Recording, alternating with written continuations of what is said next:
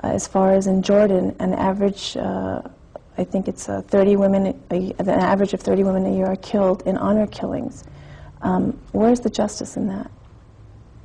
Well, I mean, there isn't any justice there. I don't, you know, the question is, there's no justice. What honor killings, what well, how does Islam perceive that? How can Islam has no concept of that. The Christian Arabs do that. Mexicans used to do that. Mm-hmm.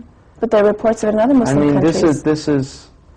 There's reports of it in Pakistan. This used to happen all over the world. This happened in Christian countries. This is just a situation that existed in many parts of the world. It doesn't justify it, but the fact that it still exists in that part of the world is only indicative of the fact that that familial honor is still an extremely important, if not a central element to those societies. And a woman's chastity is still considered something that is at the essence of the honor of a family, as well as the chastity of a male, but because it tends to be a patriarchal culture, and because of the fact that women, when they lose their virginity, there are generally physical signs of it, and certainly pregnancy can occur, whereas with a man is more veiled than a woman in that situation, but in no way does it mean that a man who commits fornication or adultery is any less condemnable than a woman. Mm-hmm. They're both terrible breaches of divine comportment. But I would say that the Christians have the same concept in their ignorant societies. Arab Christians have done this. There was an Arab Christian that killed his daughter in Chicago. This occurred in the United States.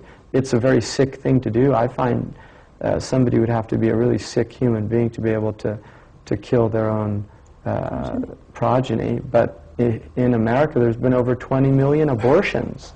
Wow. And the only difference in America is that they say, well, these are unborn.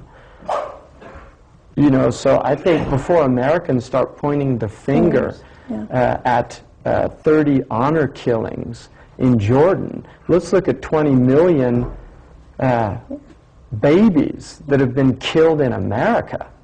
Right? Really? Yeah. I mean, America is it's a culture of amazing paradox. Do you believe the fact that women are now allowed to vote in Kuwait, regardless of the outcome, is a encouraging indicator of women's movement here? Yeah. Well, like the bumper sticker says, don't vote, it only encourages them. I don't know. I mean, you know, the idea of Muslim having a vote or not having a vote, the first country to give women the vote was Egypt in the 1880s. The Americans didn't have, there was one state, I think it was Wisconsin, that gave women the vote in the 19th century. It was the only state. There's only one state in America. You know, maybe all the feminists should move there or something. Yeah. But there's no other, in America, the women didn't get the vote till the 1920s, right? When the Constitution was, there was an amendment to give women the vote. But the idea traditionally in a traditional culture was one family, one vote. Right. That was the idea. It wasn't the idea that women didn't have the right to vote. There was an understanding of a family unit that generally the family would support. And if you have a husband and a wife that are voting for different people, I mean, you've got a serious problem in your family.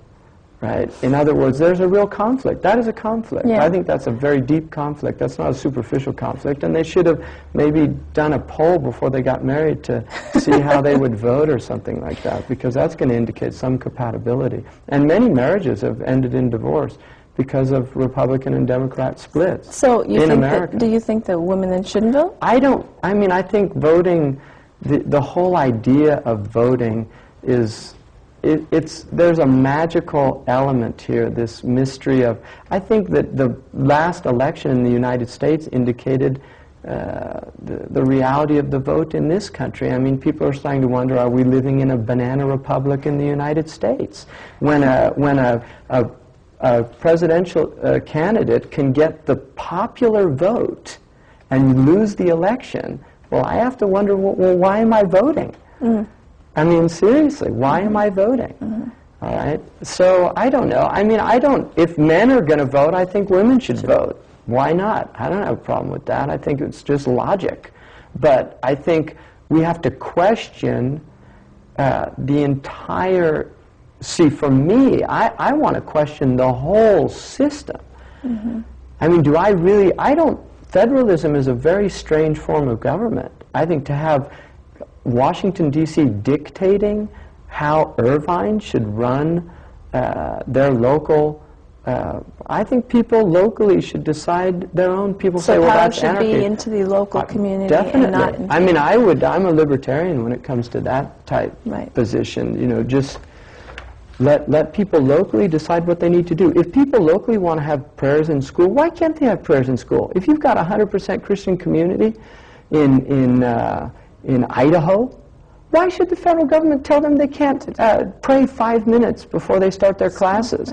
Whereas if you have Hindus and Buddhists and Jews and secular humanists or a Marxist that say they don't want to have that, well, have 5 minutes of silence and everybody can do what they want. You know, they can do their homework or something. But this idea of dictating to people like these paternal wise men, the learned elders, are going to dictate for us how we should run our families and our societies. I think that you're an infant for 7 years of your life, and then you begin to take responsibility. And by the time you reach adulthood, if you haven't worked out what you need to do, you've either been poorly raised or something seriously wrong with you. What challenges do you think we women face in this society today? I think women need to decide that for themselves. I think that I would say for me, the challenges that women face are the challenges that men face. We're in this together. We're on the same planet. Half my family, I'm married. I have a wife, and I have children. Her concerns are my concerns, and my concerns are her concerns. And I think if you're in a relationship that's healthy, that's the way it should be.